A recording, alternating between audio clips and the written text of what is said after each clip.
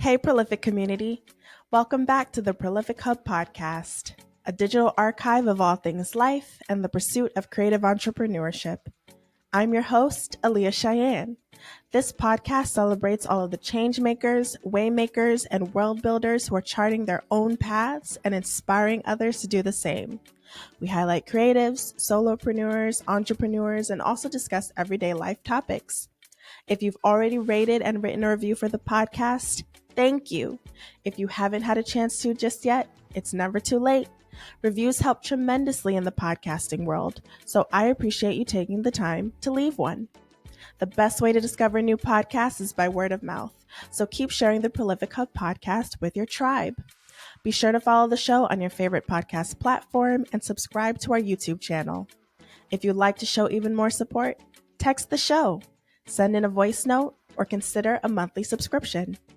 See the show notes below for more details. Thank you so much for tuning in. Now sit back, relax, and enjoy the episode. Hi, friends. Welcome back to the show. I'm so excited today to be joined by Margeaux Feldman, who created the Instagram page Softcore Trauma, which is a page that is dedicated to holding space for the different ways that trauma shows up in our lives. Through that page, Margeaux has been able to amplify so much of their other work. And I'm just so honored to share space with Margeaux today and to have them on the show. So with that, let's jump into the episode. Hello. Hi, everyone. Welcome back to the Prolific Hub podcast. I'm your host, Aaliyah Cheyenne, and I'm so excited today to be joined by Margeaux Feldman. Hi, Margeaux. Hi.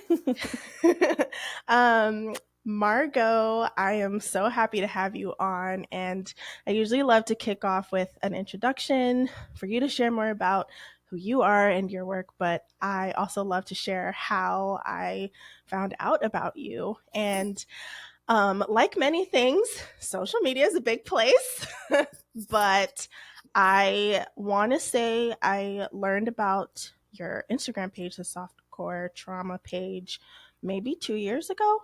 And I've been following you and your work since. And I think what pulled me in the most is just feeling really seen and comforted by some of your work. Who knew memes had so much power? Truly. Who knew memes had so much power? But I remember you had done a post, I can't say how long ago, but it was something around grief and the memes that you use and the language that you use to talk about grief was just so comforting to me. It allowed me to humanize grief in a way that I hadn't before, as something to be acknowledged and cradled and held, and not to be thought about as separate of self, but as part of self. And I have been hooked ever since.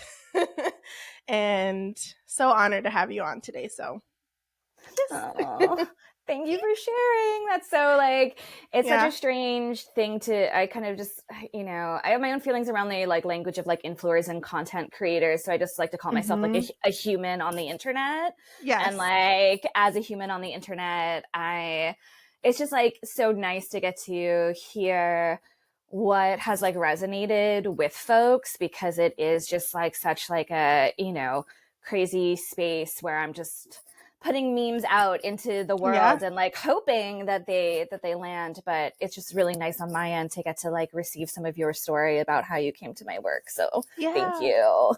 Thank you. So with that, I would love for you to introduce yourself to the audience, for folks who may not be aware of your work. I always like to ask guests, how would you describe yourself? How do you want to be known today? How do you want to be seen? So can you share more about who you are in the world today?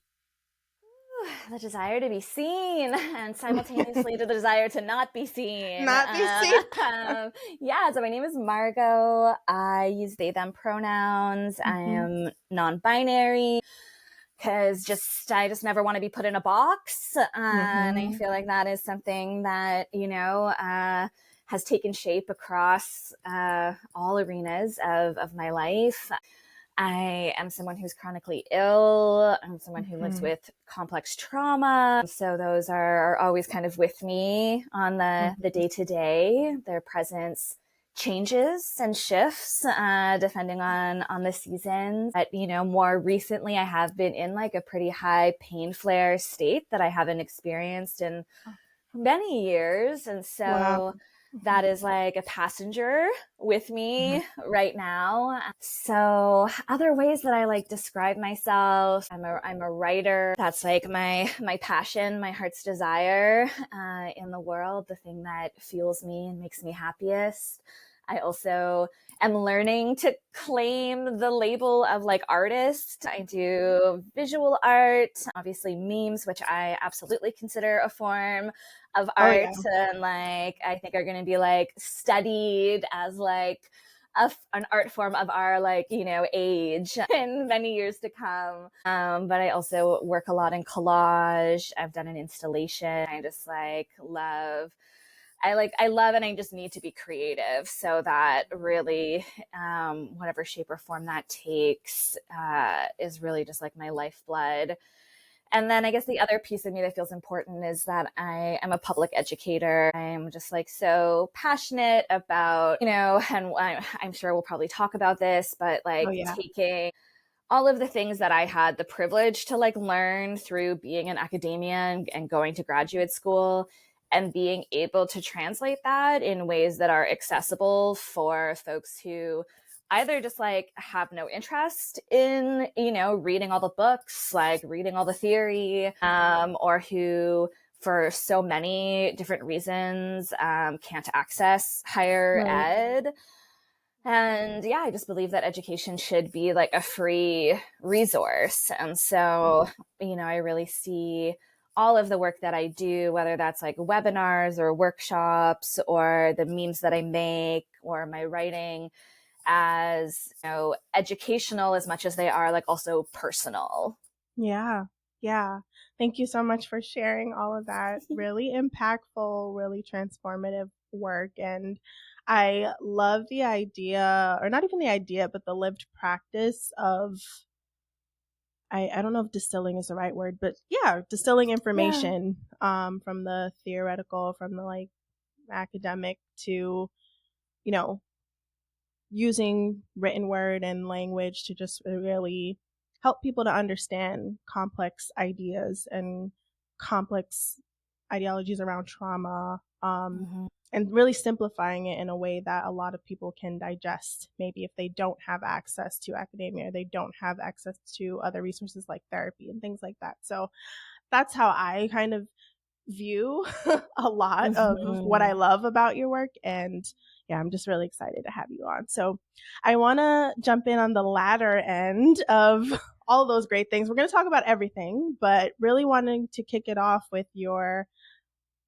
just your experience with academia. Mm-hmm. I've learned through your work, and you held positions, you left certain spaces, you're teaching in your own space, in your own ways and spaces now, and Mm-hmm. then you're also pursuing higher education. So I would love to hear a little bit more about just your journey with that. Mm-hmm. Yeah. Yeah. I mean, I'm just a glutton for academic punishment. So I think it's my Sagittarius rising for the astrology nerds who might be tuning in. Sagittarians, like we just love learning. We just love like Mm-hmm. knowledge and exploring. I'm a Sag moon. Oh, Okay, I I see love, you. yeah, I love exploring and knowledge too. I Yeah. know, right? I'm just like, I've just always been a naturally curious person. And so Yeah. I feel like, I'll give some backstory that like kind of led me into academia, because it is really part of that story for me, which is that I actually flunked out of my undergrad. I was like put on academic probation after my first year. Yeah. And then I was like, when my grades didn't improve, I was forced to take a leave of absence. And this was like, coming from, I got early acceptance into university. I was like practically a straight A student in high school. And due to, so much mental health stuff that I had no support for. And my father being a single father with like ALS that was like progressing. I just like was not, I was just so checked out at school. School was like my fun place. And, you know, I would go to some classes, not others. And so all of this kind of, you know, got to the point where, you know, I just wasn't turning in assignments and I really just slipped through the cracks. Yeah. And so when I came back after like that year off, I really came back with this feeling of like, maybe I'm actually just like not smart enough to be in Mm. university because I Mm. wasn't yet ready to acknowledge all of the mental health stuff. I like also had like felt, you know, like I didn't want to like, the feeling was like I didn't want to blame my dad, you know, and I'm Mm. using scare quotes there around blame. Like I just didn't want to say that like I had flunked out because of like the care work that I was like having to Yeah. do. So I came back and I had a class, an English literature class. And I should say, I started actually as a criminology and psychology double major because I was Mm-hmm. like always just interested in the human mind Mm-hmm. and why we do the things that we do. And I grew Yeah. up as a child of Law and Order and CSI. And so I was like, you know, I was like, I want to study the criminal mind.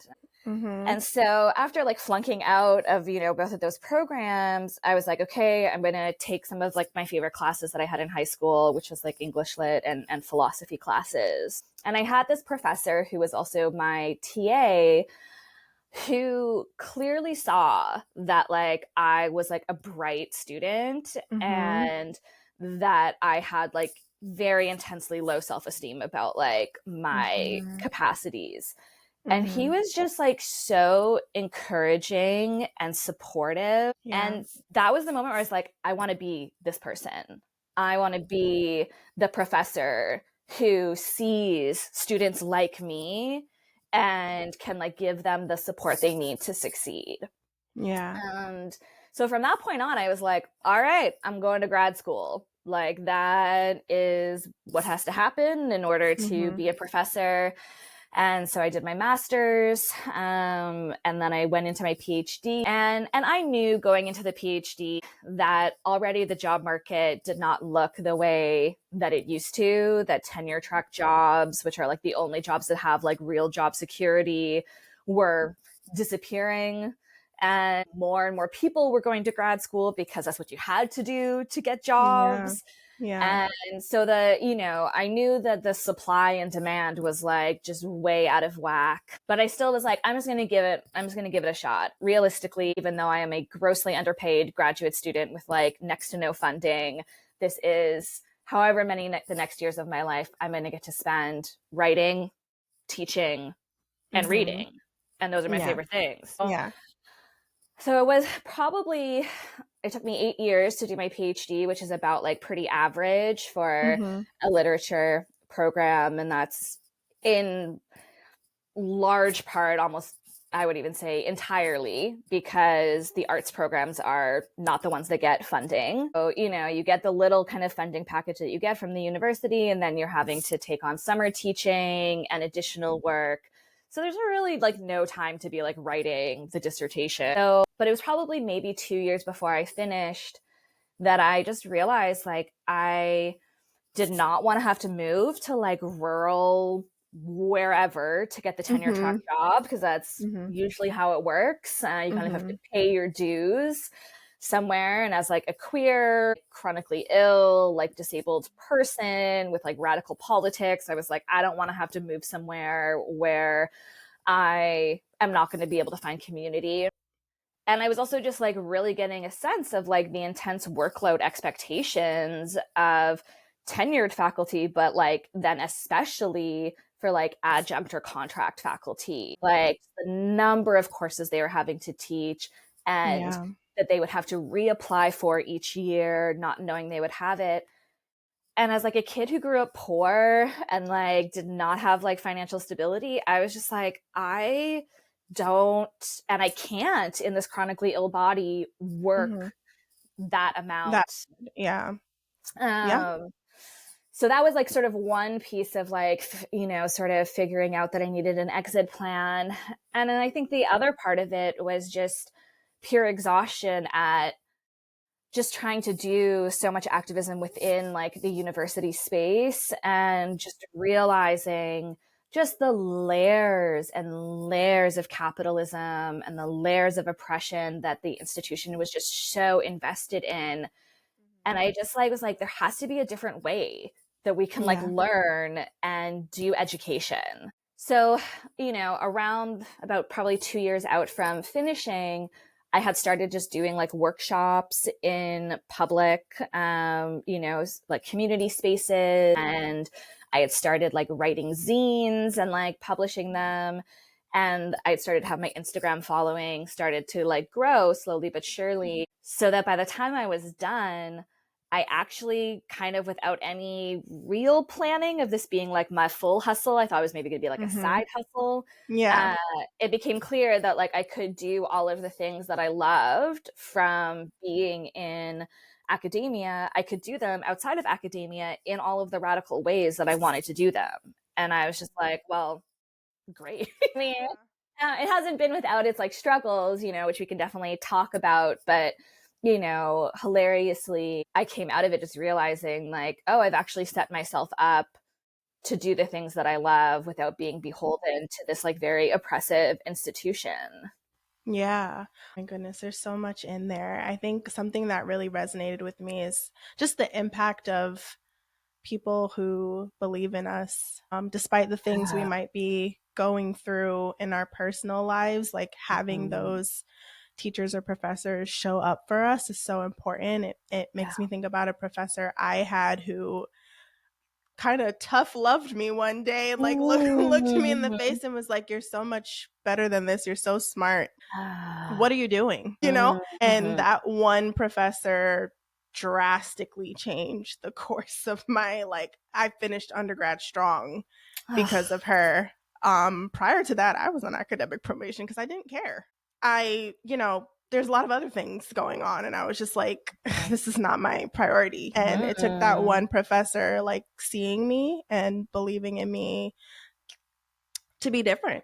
And I love that, like, through your journey in academia, like, you've learned that work can exist outside of sort of these institutions that are poised to function a certain way. Like, we can build a new thing, like we can do a different thing outside of that. And I think it's so cool that you were able to pursue, not without hardship, but pursue your interests and your passions and really move into a space where you didn't have a plan for something, but it came to be. It worked out. So I think that's really cool. I think one thing I think about, though, is especially for people who may consider themselves solopreneurs or entrepreneurs or creatives, whatever the label that applies, there are some folks who specifically go to school like for the degree to do a thing. And then there are other folks who don't, like, they, figure it out outside of the institution of school. But I'd love to know how, pursuing your MFA and your PhD, like how that has specifically supported you in your work. Like, how have those programs and those degrees like served you and helped you so far? For sure. Yeah, I mean, I think one of like the first big things was, so my PhD dissertation was about chronic illness and trauma. And so I just had all of this time that was like supported to read all the books about like trauma theory and, chronic illness. So, I had space to gain that knowledge. And then because there's like kind of like two different camps in academia of like how to write. And one camp is like, let's write this in the most convoluted way we can because it makes us look smart, but like, and people are going to have to struggle to understand what we're saying. And then there's the camp of like, actually, it's like smarter to like explain things as simply as you can. Like that actually is harder to do and more impressive. And so thankfully my supervisor was someone in that latter camp who was just like, how do you just say the thing like simply? So that really taught me how to translate like dense, often unreadable like theory, like even for me, into something that was digestible for everyone. You don't have to be in academia to be smart. Yeah, like, not at all. There are like so many fucking smart people who just like don't have access to academia or don't have interest in academia, or like, are too busy surviving to like be able to do that. But yeah, it was always just really important for me, especially, like my dad was a very smart man, but he had like a high school education and, did not do any further education after that. And so if I wanted to like talk to him about my research, I wanted to like explain that in a way that like was accessible to him. So academia really helped me there. It also gave me years and years of teaching experience because like, part of the funding package was that you were a TA, a teaching assistant every year. So, I got to teach hundreds and hundreds and hundreds of students and eventually also create my own courses as a result of that and be a course instructor. It also, gave me opportunities to not only teach, but like have space to talk about and think about teaching, to think about what a radical trauma informed like pedagogy or like, way of teaching, like what that looks like. So all of that like absolutely, helped me in creating the Instagram account, and doing the work that I do there. And then with the MFA, I mean, so the funny story, here is like after my PhD, I was like, I'm done. I'm done with grad school. I'm done with it. And so I'm Canadian and I had come to Los Angeles a couple of years ago and just fallen in love with it. And I was like, I really feel like this is a place that I'm like supposed to be. And as like an immunocompromised person living through a pandemic, in very cold Canada with like 4 to 5 months of winter, that really like isolated you. I was like, oh, okay, like here I could just like, I can just hang out with people outside literally any day of the week. So I was like, all right, well, how do I get to Los Angeles? My options are to get married, to, get a job, or to go to school. And that's like all I kind of knew. So I was like, well, maybe I could do an MFA. And, but I really was like, okay, I'll go to school if it will support me in doing the thing that I want to be doing, which is writing. So for the MFA, it's like, this was like one of the happiest years of my life because I literally just got to go to school 3 days a week and like talk about writing and like do my own writing and work on like the next book that I want to have out in the world. So in terms of the MFA, it's really given me that space to write and be in community with other writers and artists. And that's just like really just like filled my little like creative, fiery heart. So and being at CalArts also because it is like a writing program, you're getting professionalization in ways to like support you in getting your writing published, which is, I had been getting stuff published in like magazines, like online little bit by little bit, but it's so hard. Acceptance rates are so low. So eventually I just became so frustrated with it that I was just like, I'm just going to start like self-publishing and making my little zines. So it's been good to like have a program that's like, helping me get my work out there. So I guess those would be some of the ways that academia has supported me in like making this transition. Yeah. Okay. So we're going to touch on so many of these things because a bunch of different points we're going to dive deep on a little bit more. Just first randomly, my sister actually loves LA, wants to move there someday. Oh my gosh. Well, I'm sure she'll love to get in touch and I can share whatever wisdom I've acquired by that point in time. I love that. And like, oh, gosh, I keep bringing this up, but recently I just did like an astrocartography reading. I was actually really surprised by the feedback I got, but one of the places that apparently I would do really well in is LA. And I was like, oh, Yeah. I was not expecting that. That's very interesting. But okay, I also got Minnesota, and I'm just like, listen, Very different vibe. I have to take this information with a grain of salt. Yeah. So I'm Yes. just like, but to take a step back to the beginning, I love what you were describing at the start of that, which was, you having the ability and the strength of just translating really complex information in the simplest terms so that even someone like, your dad could understand. And I think that's so beautiful. And I think that's something that I love and find in the softcore Mm. trauma page. So Mm. I I would love to know just kind of the origin story of just how and why you decided to start the page. Yeah. Just so, for folks who may not know, I don't know, and I would love to know, and just kind of the Mhm. beginning of that journey.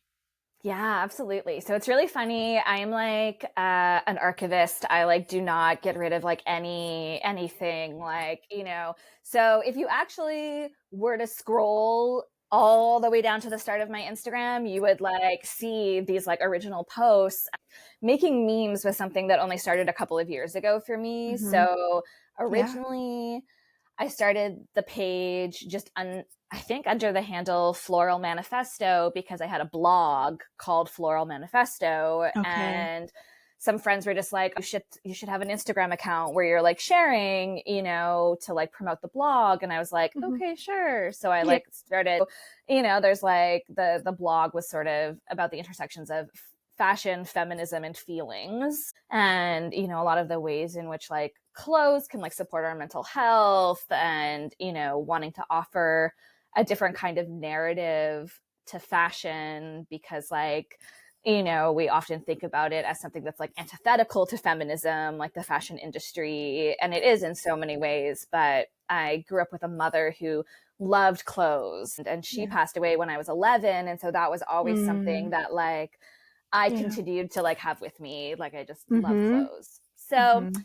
you scroll all the way back, lots Mm-hmm. of like selfies, outfit selfies, and like stuff from that page.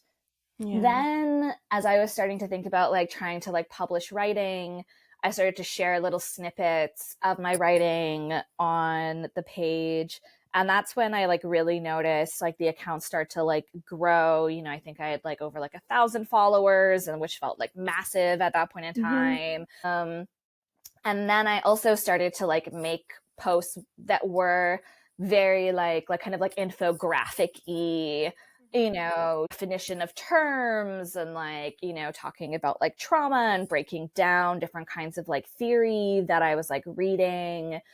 And that's really where the page stayed for quite a while, was like, infographic-y educational posts, and then like snippets of my writing. And then I was just getting exhausted by how much time it took to create these infographic like carousels. And I knew that I still wanted to do like public education. But I was essentially writing mini essays, and then like, their hearts to like dealing with people in the comments who were like, oh, but you didn't talk about X, and oh, you didn't mention Okay. this, and oh, and I was like, my friends, this is an Instagram carousel. I cannot Possibly yeah. include every Oh detail. my gosh, no. I'm like, this is why I have a dissertation, and this is why like I have like longer form writing. So it really, and it started to just like honestly feel really extractive. I think that social media is so fascinating to me in how we engage with like, whether you want to call them content creators, influencers, artists, people, where we have a way of engaging with them as though they're not like human beings, and as though we are owed something by following them. And I Okay. see Yeah. this, I see this happen a lot, in terms of like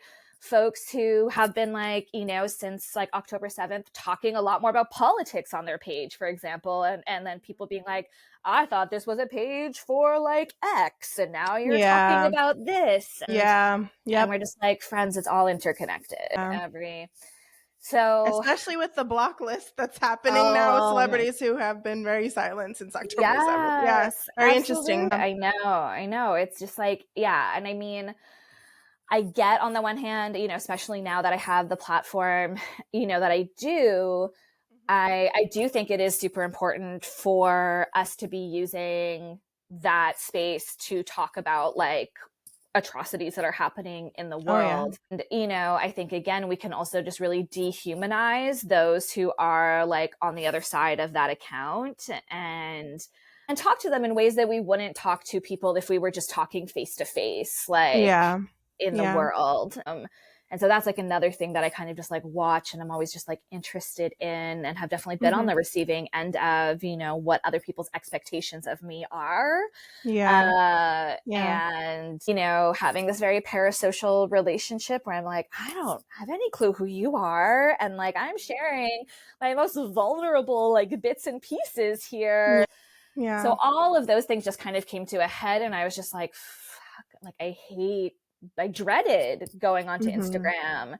Yeah. And I know that there are lots of people who have had overall just like not positive experiences on social media. But for me, I've built so much community and like deep relationships with people like who are now some of my closest friends through social media. Yeah. And again, I'm just so invested in public education. I was like, I don't want to just opt out of this platform. So how can I make it more fun? Yeah. And Yeah. that's like, so I was actually on an Instagram pause and I was over on like my friends only Instagram and I saw this like image of like two iguanas and one is like hugging the other from like behind and they're just in this like Mhm. intimate little pose.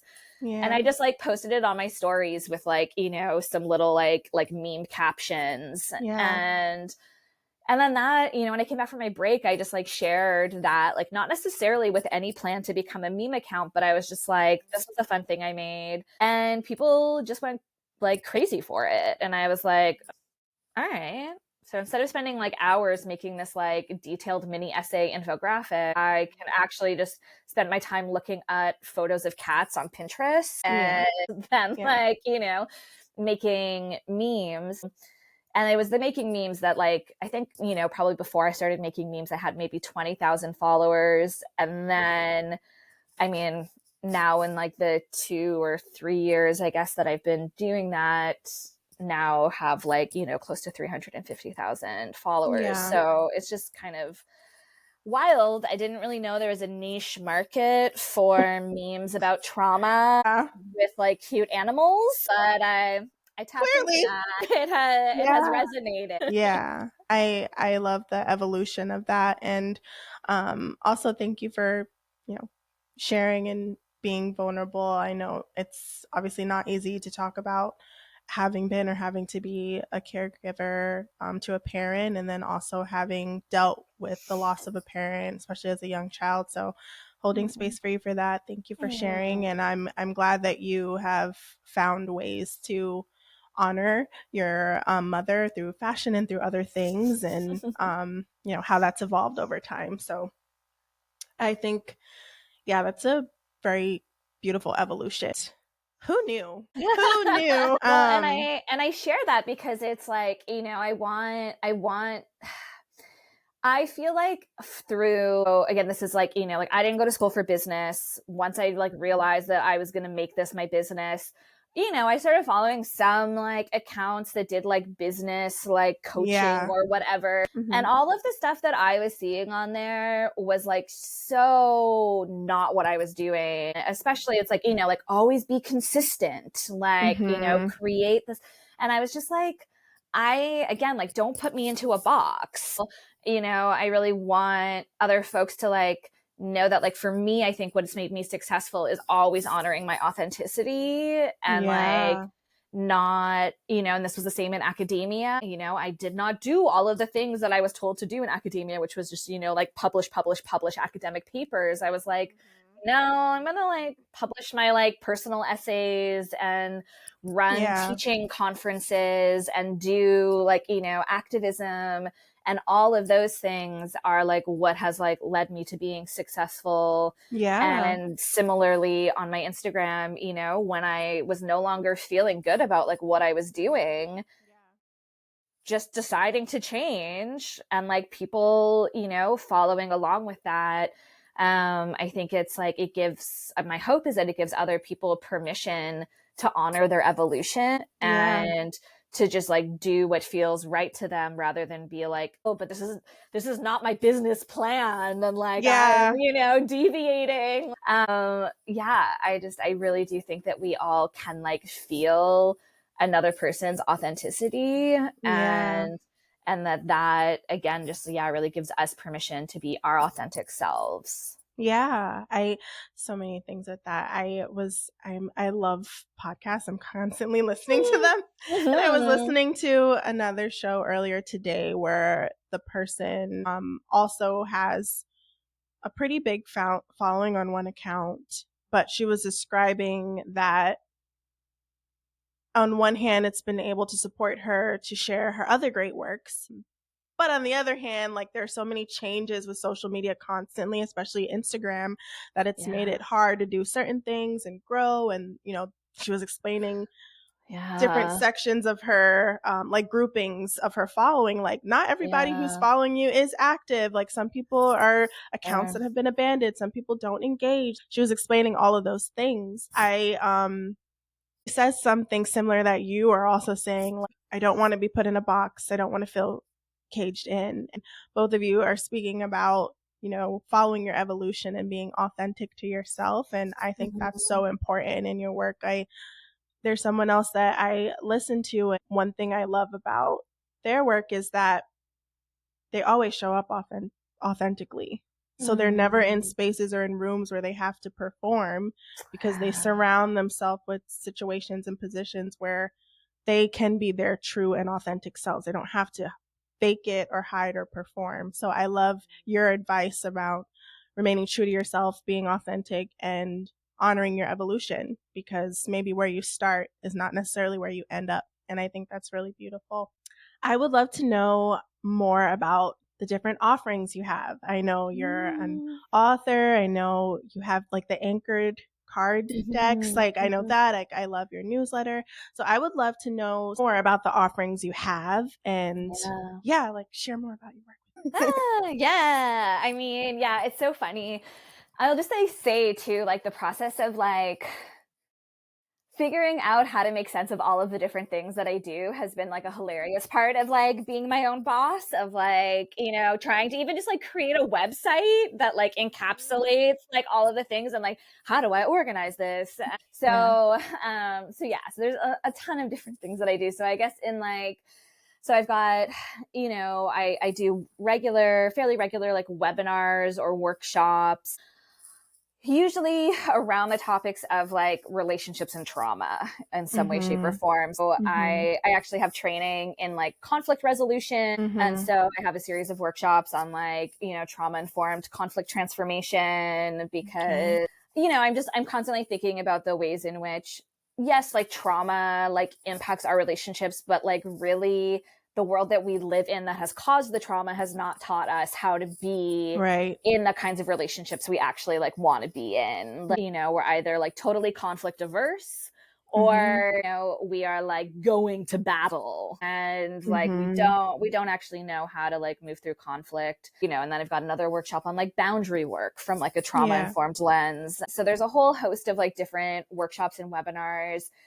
that I run. And I think I've been trying to think of like, you know, so the problem with my brain, I have a million different ideas and there's not enough time to execute all of them. But I'm thinking of doing an upcoming workshop on thinking about like attachment theory from like through the lens of like systemic oppression, and really looking at the ways in which our attachment strategies are not only shaped by, you know, our relationship with our caregivers, but they're actually shaped by our communities, by social norms, by systems. So wanting to bring that lens, because so often I'll have folks who will attend my workshops who are like, you know, like my parents were really great actually. And I really like, you know, feel like they didn't really like fuck me up, but like I absolutely have like attachment trauma. And then we're like, well, guess what? As a marginalized person, like in a Mm-hmm. world that works to oppress you, like that actually is its own form of attachment trauma.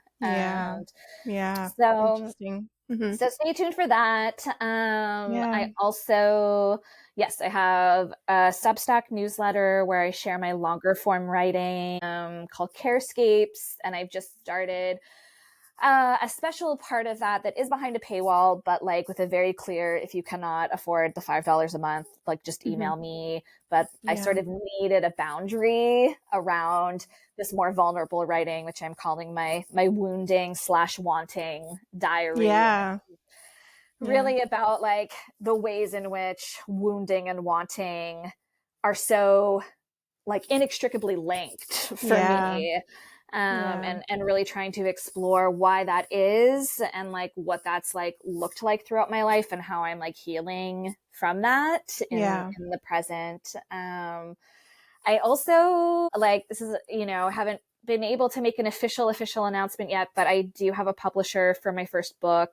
My And goodness, congratulations. so I'll be able to make, yeah, we're just ironing out a few details, but I'll be Yeah. able to make like a more official announcement about that in the coming probably weeks or maybe next month or so. So I'm really excited to have a book out in the world.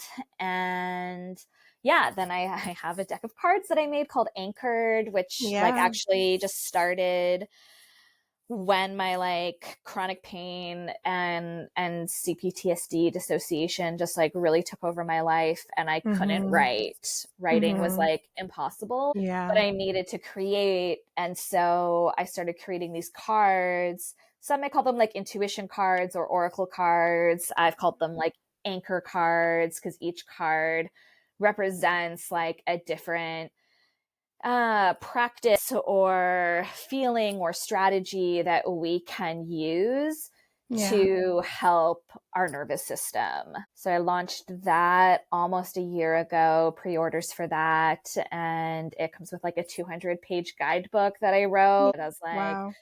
which was like, yeah, LOL at me being like, yeah, let's write a guidebook. It'll be like, very chill. And then I was like, okay, like, yeah, writing, 2 pages because each card comes with like a write up about it and then a practice that you can do to like, work with that card, Yeah. and then you throw in a couple of card spreads and, write an introduction. And then you're like at 200 pages and you're like, cool. Okay. This was, brevity has never been my strong suit whatsoever. So I just have to embrace that. And then I guess, yeah, the final thing is that I have like a bunch of like zines, which is like short for Mm-hmm. magazine for Yeah. folks who are not familiar with that term. And it really came out of like the 1980s. Like it existed prior to that in like fanfic, but became like really popularized by like the Riot Girl movement in the 90s and like late 80s. And so and really, it's just like, an essay, or a smaller collection of essays that's smaller than a book, more Yeah. like kind of the size of a smaller magazine. And so that was like my way of just being like, I want this writing to exist in the world. I don't want to deal with like all of the rejections of magazines, not because, nothing is getting rejected because it's not good. It's just like getting rejected because they have like 5 million submissions and they just like have Mm-hmm. to like pick from that.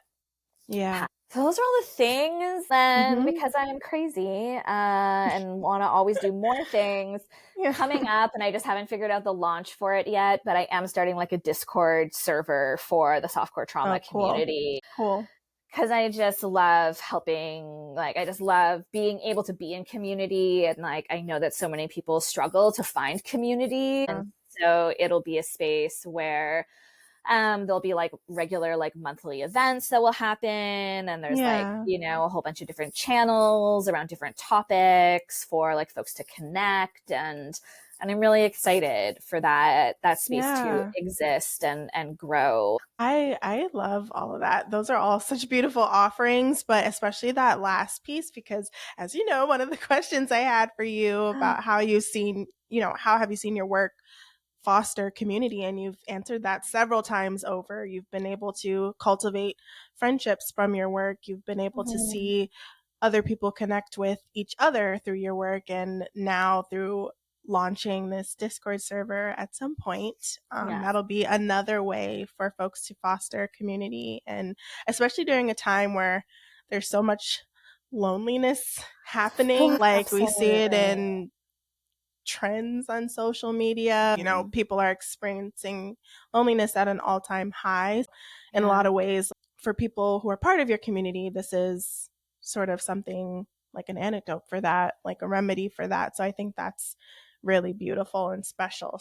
That'll be really exciting when that is launched. Yeah, I think probably in June. I was like, I was going to do a May launch, and then I was like, what are you doing? You're like, just finishing up your school semester, like chill for like a little bit. So I'm just like, it's already like all set up. I'm just like waiting for just to have the capacity to promote it and like actually get it launched. I mean, other things that I've done that like I've loved and would love to do again in the future is that I've done like a mixer on my Instagram where people submit like their kind of like dating profiles. Okay, that's cute. But it's like, it could be for dating, it could be for friendship, it could be for like, you know, a pen pal, like whatever they're sort of like looking for in terms of connection. And so I originally started it by like making their like little profile like for them. And then that was, you know, as it grew, I was like, okay, this is a lot of work. So then I like got people to kind of create their own by just basically sending me a story slide with like, you know, who they were and what they were looking for and a picture. And that was like so beautiful. And I did that as like a fundraiser. So like people, you know, to submit a profile, you like made a donation so long as like it was possible for you to make a donation to someone's like GoFundMe or whatever they were doing. And then send me that screenshot and I would put up the profile, and then people could just message them through a question box sticker, and then that person could decide who they wanted to message. And it's like so sweet because every once in a while like I get a message from someone who's like, you know, like I'm like having a meetup finally with like this person that like I connected with like through that mixer, and it just like makes my heart so happy. I could just be like a matchmaker in a different life like this one. I love that. And I think that's really special too, because something I've spoken about on this podcast before is just finding your community. At the end of the day, that's how we're gonna get free, live in a better world. So 100%. I think also just on that front though, some things I've heard about, you know, people who are just deep in their creative work or deep in their solopreneurship or their entrepreneurship is that it can sometimes be really lonely. Like if you're really committed to it and you're constantly working, you're not giving yourself the space to breathe and to work, like it can be really lonely. So I'm curious if you've like at any point experienced that with your career, and if you have, like how you've kind of remedied that. Yeah, I mean, I think I've been really lucky in a lot of ways to not really have experienced that, in part because I was already building friendships with people who are also doing the same kind of thing, you know, like they would share my post or they would respond to like one of my posts, and then, you know, we would kind of get into each other's DMs, and then I'd be following their work and sharing it.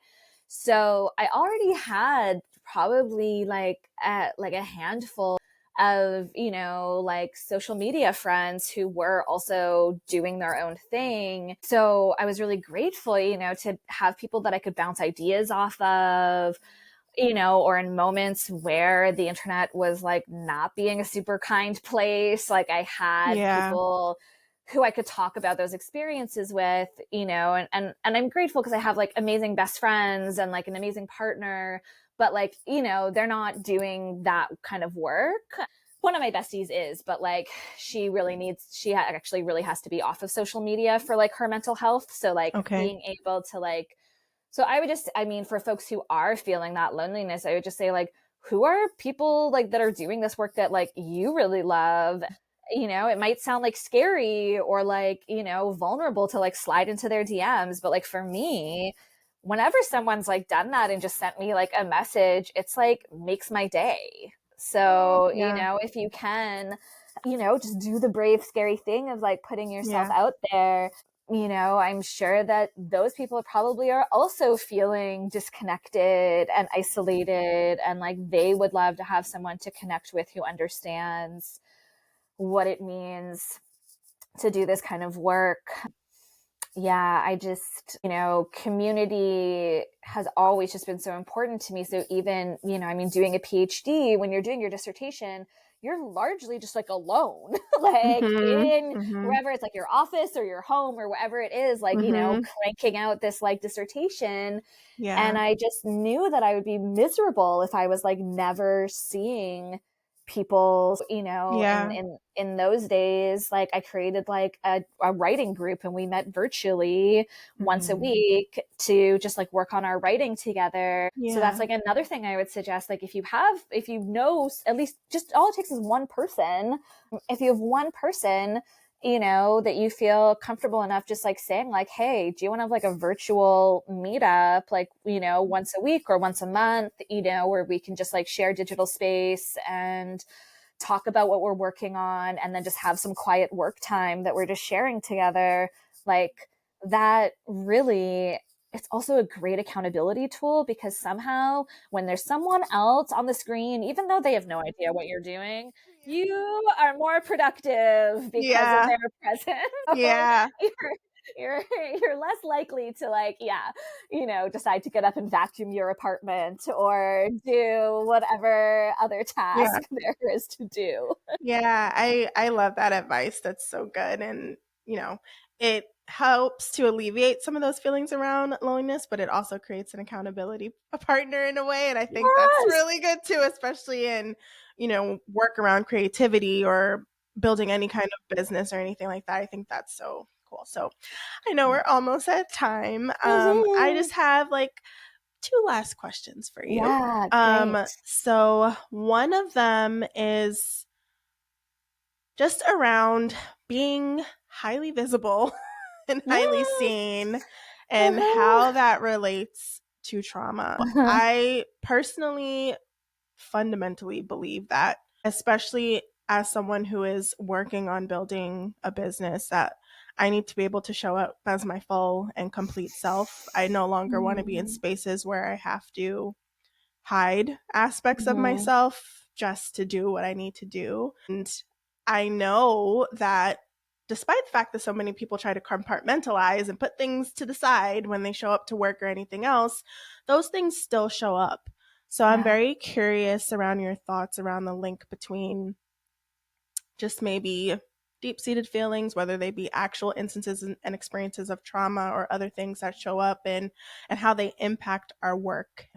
For people who struggle with being visible and being seen in their work, especially when their work demands it and requires it, I would love just some thoughts around that, and any ideas you have. I know that's a big question, but that's such an important question. No, and I have so much to say. It's like, where to even start? Yeah, I mean, we all have this like intense desire to be seen, and I think that that's actually just like a core human need that we have. And if we grew up in like families that couldn't see us for our full self, couldn't celebrate us in our fullness, which is absolutely my experience, it is both something that you deeply crave and also so terrifying. The problem, like, too, with like being a human on the internet is that it is a space where people's trauma plays out at like rapid speed. So I see this in like, people reacting rather than just like responding. And I don't have any judgments on either of those. Like we are going to do both, like at different moments. But, I'll see it when I've like made a post that's like maybe a bit spicier, and it like triggers something in someone, and like they bring that into the comment section, and they're really not seeing me in that moment. Like what they're seeing in the writing is like the thing that they're afraid of, or the thing that's like triggering them. And, like at the start of like being on the internet, like that was incredibly challenging for me. Them not seeing me then triggered my stuff around like not being seen. And then the reality is the bigger your following gets, the more eyeballs are on you. And unfortunately, there are humans out there that like want you to fail, want you to fuck up, are like looking for that, especially and sadly within like leftist activist communities, and where there's like actually no space for you to like actually be a human who can mess up and say the wrong thing or do something wrong, and there can be space for you to actually be accountable and change and grow. And I even see this in how folks, I think that there's a lot of great things about like the blockout like movement. And I also see the ways in which, the second that a celebrity or an influencer is like as out of, I'm sure partially out of fear of like, being blocked en masse, is deciding to speak up about Palestine. And then like the responses are, well, where were they 7 months ago? And like, and I'm like, oh, and I get that. I truly also am like, well, where were you 7 months ago? But it's also like, okay, you're here now. Like, welcome. Like this, and so for me, like I have been like stalked by like people on the internet who have like literally like taken screenshots of me getting like my nails done as evidence that I'm not actually poor, and like using that in like a campaign to like cancel me for like quote unquote being like a cult leader, and like calling me like a serial abuser. And there's just like, there's just, it's just wild to like make yourself visible, because people are very sadly from their own places of trauma are like looking for someone to turn into the enemy, for someone that they can attack. And I absolutely have experienced that. And I've also been like very rightly called out for things at different points in time, that were opportunities for me to step into accountability and figure out how I could better use my platform, but like in the process of all of those things happening, it forced me to really confront a lot of trauma that I had around not being seen. Many a therapy session has been spent in like processing the fact that some people just aren't going to see you. They have like created a story of you. They don't even know you.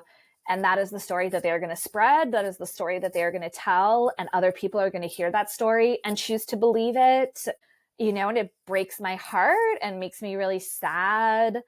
And also I'm like, well, those humans aren't my humans, because that's not how I want to operate in the world. I want to acknowledge that quote unquote good people can also cause harm, and that people can make mistakes and not be showing up in the ways that we would like them to, and they have a chance to like address that and change and grow. So it's scary. All that to say, like, I don't share as much like little personal updates about my day to day life, because I am like, thinking about like, how is there still someone, are there people who are like watching me? Are there people who are going to take this out of context? Are there people that are going to like twist this into some story that isn't true? And I'm also like, very aware of like, like I share pictures of my partner and I, but it's like, I don't tag them. And that's like they're, with every new human that comes into my life, I have to have a conversation with them where I'm like, all right, listen, obviously, that I like write about my life. And I, share a lot of personal details about my life on the internet. What are your boundaries around that? But there is also like a desire to like protect them from, people who, could be showing up on, in their DMs. So yeah, I don't know. I am ambivalent about it. It's like in many ways, every time I'm vulnerable on the internet, I get so much affirmation for that, and people share how deeply seen they feel by what I share, and that's what keeps me doing it. And I think like with Trauma Brain, we can swing from one end of the pendulum to the other, where it's like, I've never felt seen, to I must be seen in my fullness and entirety, or Yeah. else I am like, going back to like hiding myself. And I think that the middle space is like, what I share, I really want to consider it as a gift that I am like offering. And some people are not ready to receive all parts Yeah. of me. And Yeah. so I have to make the choice around, you know, is it in service of me to like show that part of me and potentially deal with like people's responses, negative or positive to that? Or is that actually something that I just want to keep for me because it is special and precious, and maybe that's something that I share with my friends and my loved Yeah. ones or my community, but it's Yeah. not something that needs to exist on social media at this particular moment in time, and maybe Yeah. never. Yeah. Yeah. All of that is so rich. I think that's the struggle with wanting to, like, not wanting, well, wanting and needing and using social Mm, media as a means to like amplify your work, because you get everyone. Like, you yeah, can get every, like, people will either be seen and held or they'll be really triggered. And yeah, being on the receiving end of that can be really tough, and it can make you want to hide and not be seen. So you see yeah. so many people who they create all kinds of content and they never show their face, or it takes a long time for them to Uh, actually be vulnerable and open up and talk. And like, you mhm, see them because the internet can be a cruel place. I remember much earlier episode of the show talking about how schools should really focus on and center people who, what their interests are, like different mm, parts of the world. Like, they look for and test for varying abilities, like whether yeah, you excel really strongly and you move forward, or maybe you're someone who works better with your hands, or maybe there's yes, something you're not strong at right now but you have the potential to really learn it. Like, like different schools do different things, and we were just talking about that. We had made like a small clip of the mm, extent of that conversation, but it was a yeah, small clip where we were like, basically everyone shouldn't be being forced into math and science if that's not what they want to do. Like, some people uh-huh, want to write, some people like philosophy, like, like everyone's different, yeah, and we need to cater to people's interests. We took a small clip of that conversation, uh-huh. and the STEM community came after us. Oh my And I was just like, god. if you listen to the whole conversation, we're not saying Yeah. not to talk about this. We're just saying that everyone, it doesn't apply Yeah. to everyone. Like, Yeah. especially as a Black person, I would never deter other Black people not to pursue STEM. Yeah. Not all of us want to do that. And No, for I remember sure. we had that moment as like just a very tiny account being like, what is happening right now? Like, is this what it's like? I It's mean, rough. it can be. It can be. And again, So like now I look at those moments with like just like curiosity, like, oh, all right, that really poked at something for you. yeah. All Yeah. right. All right. Because yeah, I mean, again, this is like the speed of the internet, right? It's like people Yeah. listen to a clip, they Mhm. don't go then and listen to the whole episode. They just like listen to that clip and they're like, all right, I'm gonna like comment on Mhm. this, sometimes Yeah. writing you like multi-paragraph, like, Mhm. responses. And you're just like, oh, and I mean, I don't know, again, it's like I don't really know another way around that. I often have to put like little like disclaimers or like caveats on certain posts Yeah. now where I'm just like, y'all, I know that you're probably going to come for me about like whatever X, Y, or Z thing. And like, here's what I have to say about that here. That's not what this post is about. Mm. And I've had to build better boundaries around like, when folks respond in ways that like they just aren't getting it. Or I just have to be like, that's not what I'm talking about here. Yeah. Yeah. And I think a different version of me earlier, would have very much been like, oh my God, how do I like appease this person? Or if my like more fiery Aries moon was like activated, I'd be like, I must defend myself, like smashing, smashing, like, yeah. Oh, good. And you know, and it's been like, yeah, it's been a real lesson for me of learning like when to engage with people who are like just not seeing me or not understanding the post. And, you know, is that how I want to spend my energy? You know, how do I do that? Sometimes it's literally like, okay, I'm going to do this response to one person. I'm going to pin that comment so that then like people, like, I'm just not going to respond to everyone who, you know, or I might just like respond and be like, see pinned comment, you know, as a way to be like, my time and energy is precious. I can't respond to every person who is going to like misread me or misunderstand. I'll also trying to be like this for me anyways. My page is very much about public education. So if there are like learning opportunities there, I want to also like, you know, take advantage of that. And so it's like a balancing act, but yeah, it is how some people are going to show up. Like sometimes I'll make posts that like do not provoke people at all, but also if I am interested in like having critical conversations, which I am, and I just have had to accept that like some people might be unhappy with like what I'm offering, and we might just have to agree to disagree. I wish you well. You know, and I'm gonna disengage from this conversation. Sometimes that's what you have to do. Okay, so Margeaux, this has been really incredible. Thank you so much. I really enjoyed this conversation with you. I would like to end on a more uplifting note. Sure. Which is just that, you know, with all of the things that you have going on, personal life, health life, work life, school life, all of the things, how do you take care of yourself? What does self-care look like for you? What does community care look like for you? I would love to know.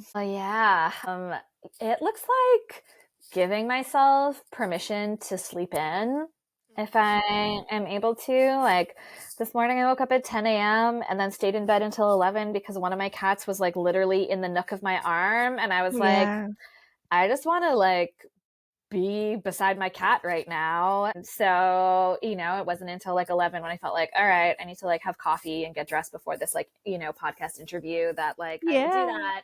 And I know that like rest is not easily accessible to so many people, but like it is, I think one of the benefits too of being my own boss is that I can work in a way that's manageable for like my body mind needs.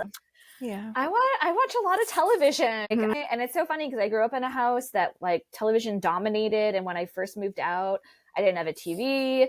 I like, you know, this was back when like if you like wanted to like watch a show, you either had to have cable or like go to the video store and rent DVDs, because I'm like almost 40. So, you know, it's a different era. And giving myself permission to just binge watch television. So, you know, like that's like one side of it. And I think that like, you know, binging TV often gets like a bad reputation. And I just want to like affirm that like sometimes I just really need to turn my brain off and just be entertained. And that, you know, Netflix will be like, give, you know, the screen will freeze and it'll be like, are you still watching? Do you want us to ask you again? Yes, I am still watching episodes later of Grey's Anatomy or whatever. So that's like, you know, one sort of like arena. I also like one of my besties who's a somatic practitioner. She actually made a deck of like cards and that had different like prompts. And one of the cards has this question that I always think about, and it's, what's the gentlest thing I could do right now? And that for me is such an anchoring question. So when I really need some like self-care, I'm just like, okay, sometimes that looks like canceling plans because I actually just need to stay home. Sometimes that looks like bringing out my like cart of all of my like collage materials and like just like having a collage session on my living room floor. Other times it looks like ordering food because making food feels too tiring. Or it looks like actually making an elaborate meal because that like, you know, is so meditative for me. So that's like, you know, in like the self-care kind of arena. And then community care, it's like, honestly, it's like usually like calling my besties. They both live in Canada. So, I don't get to have like daily, or weekly hangs with them. Yeah. So, it's like, yeah, we have like a voice note thread on WhatsApp. And so sometimes it's just like sending voice notes and just being like, how are you all doing? Like, here's an update from my day, or asking for support. Sometimes it's like, and I'm really excited for more ways of practicing like community care with this, like, Discord space, because I think it will be like, one of the folks that I have helping with that space, is like, yeah, maybe really cool to like have like a movie night, and then it's just like, people just show up and we just watch this movie digitally all together.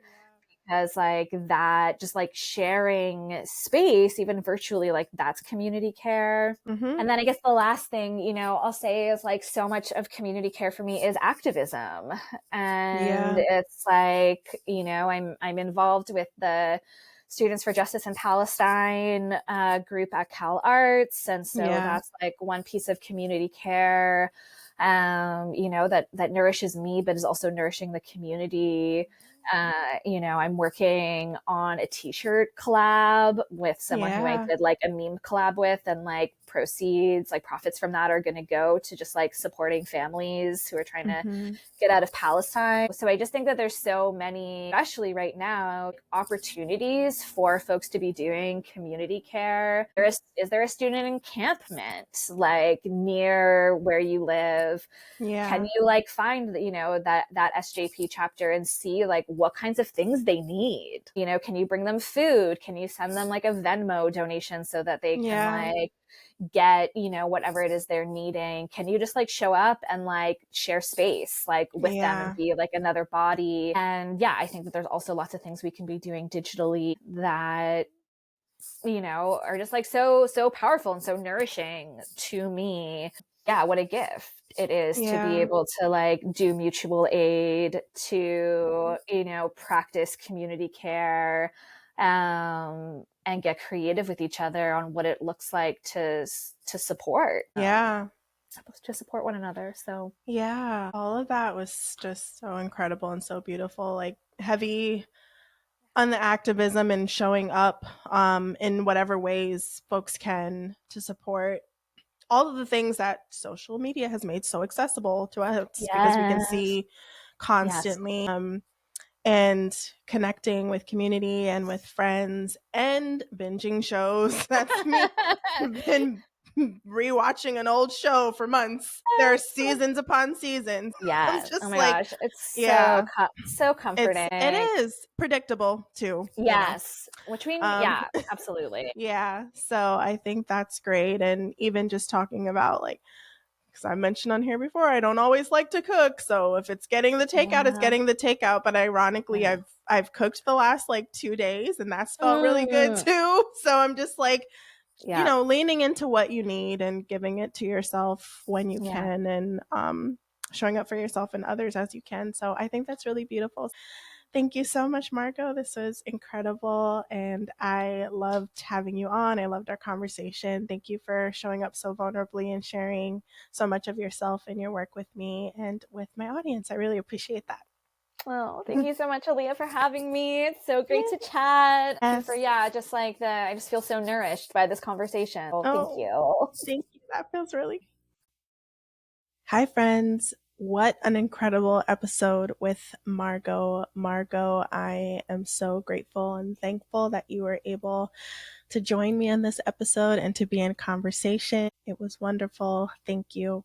For folks listening, I hope you were able to take something away from this conversation. I hope you feel inspired in the work that you're doing as a creative, as a solopreneur, as an entrepreneur. And I hope that you are able to have something that you can take with you, something that you might want to share with others in your network. And thank you so much for tuning in today. You can find more from Margeaux by visiting their Instagram page, Softcore Trauma. So that's softcore_trauma, where you can find more of those incredible memes and trauma work that Margeaux is providing to the world.